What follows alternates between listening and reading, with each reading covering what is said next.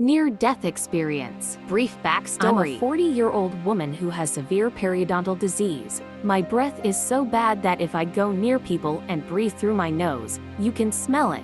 I'm completely terrified of speaking to people face to face because as soon as I open my mouth, the smell of rotten flesh takes over the room. It's unbearable for me and everyone else. I'm an insurance agent at a small office, and the owner has been making comments about a foul smell and made a joke about bad breath to the salesperson. They laughed, and I was doing my best not to cry. I got a rather large tax refund this year and decided to do something for myself and go see a dentist. My consultation wasn't expensive, but the teeth removal and periodontal scaling and new fake teeth are gonna cost me over $10,000 out of pocket.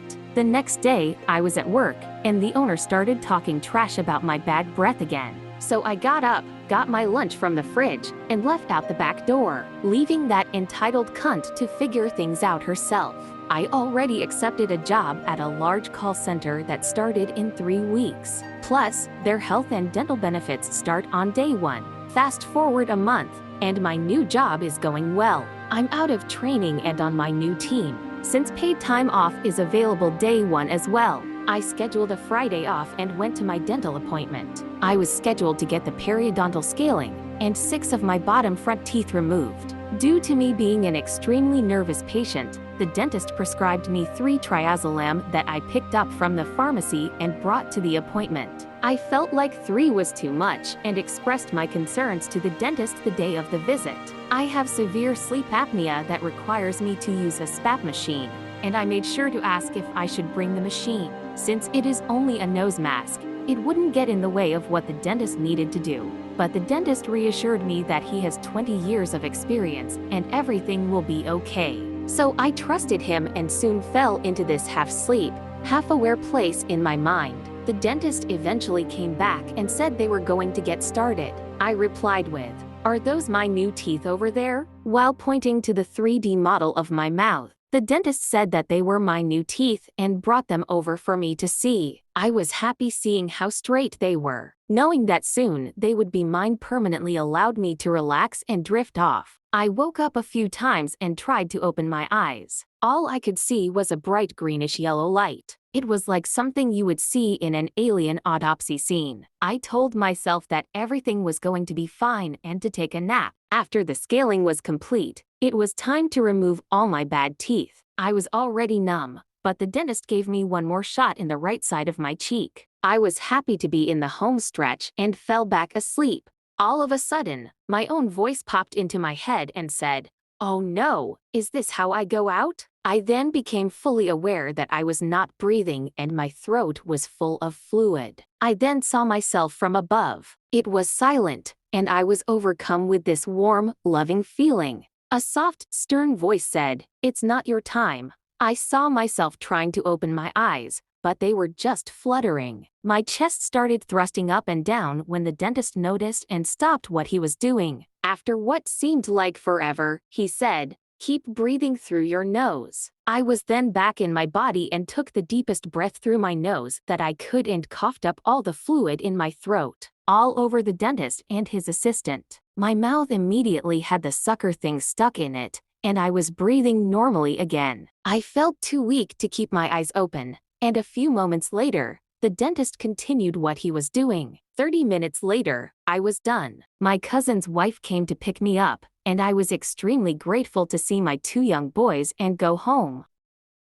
When I was 8 years old, I had pneumonia and wasn't getting enough oxygen. I remember my mom being angry and scared at the same time. She was upset because the doctor told her I needed to be put in a medical coma for a few days, so my body would recover. I then went to sleep and woke up sitting in a living room watching TV, with a beautiful, maybe 25-year-old woman sitting next to me. I then realized that I was also a full-grown adult. She called me John, but my name is Anthony. I was so confused. But then this woman said we should take a swim in our pool. So I followed her through what I think was our huge house and into our closet room. I looked around for swim shorts and got changed. This woman was so beautiful that I just stood there, watching her change. She laughed at me, and I followed her downstairs and to our backyard. The infinity pool was the most amazing thing I had ever seen. It beckoned me to come swim in its calm water. I followed this woman into the pool and dove into the water. Then I woke up in the hospital and was 8 years old again. I'm now 40. My name is still Anthony, and I never met that woman in real life.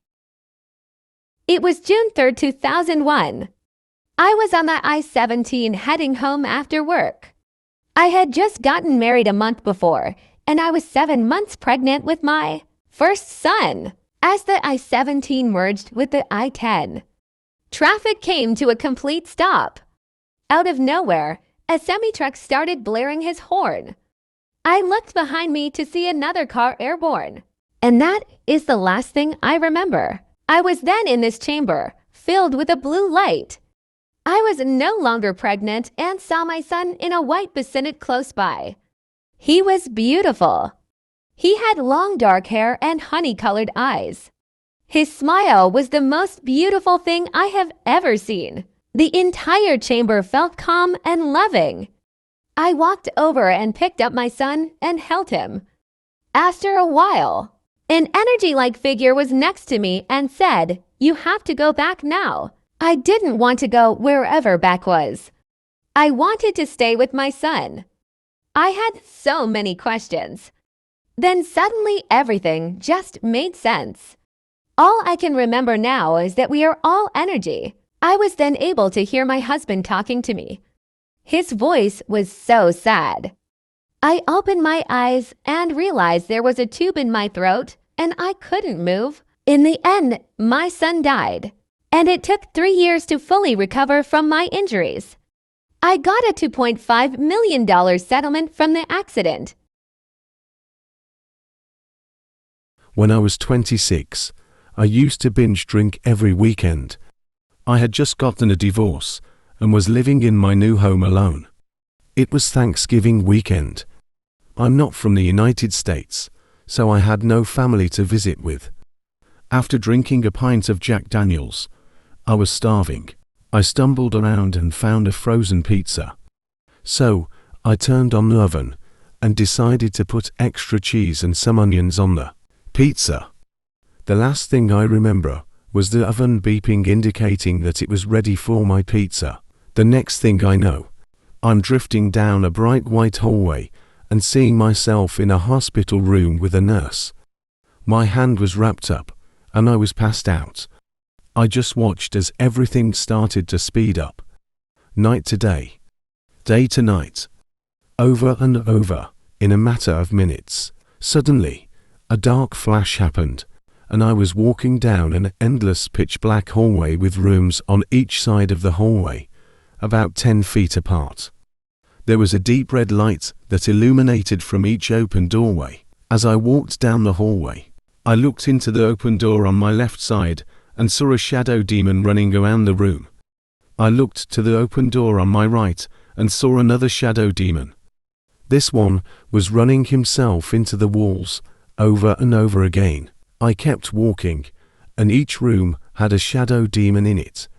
The further I went, the more the demons started to ask me to come into their rooms. I didn't reply and just kept walking. I wasn't scared at the time, but thinking about it now is terrifying. I woke up in a hospital room and rang the button for a nurse. When the nurse walked in, she asked me if I remembered what had happened. I replied, the oven was ready for the pizza. She laughed and said that my neighbor saw me lying on my kitchen floor in a puddle of blood and called an ambulance. I had cut off about half of my index finger, probably when I was chopping the onions. I don't remember cutting it off or being in pain. I asked how long I had been there and was told I arrived about an hour before. I felt like I had been asleep 4 months, since I didn't have insurance. The doctor told me that I had the choice to have surgery to reattach my finger, or I could live without it just fine. I decided to live without a full index finger. 10 hours later, I was released from the hospital and took an Uber home that the hospital paid for because I had no phone and no way to contact anyone. My kitchen looked like a murder scene. There was blood everywhere. But at least someone turned off the oven. I stopped drinking that day and started going to therapy. I've been confronting my demons for 10 years, and I've never been happier. Like, share, subscribe, and make it a great day.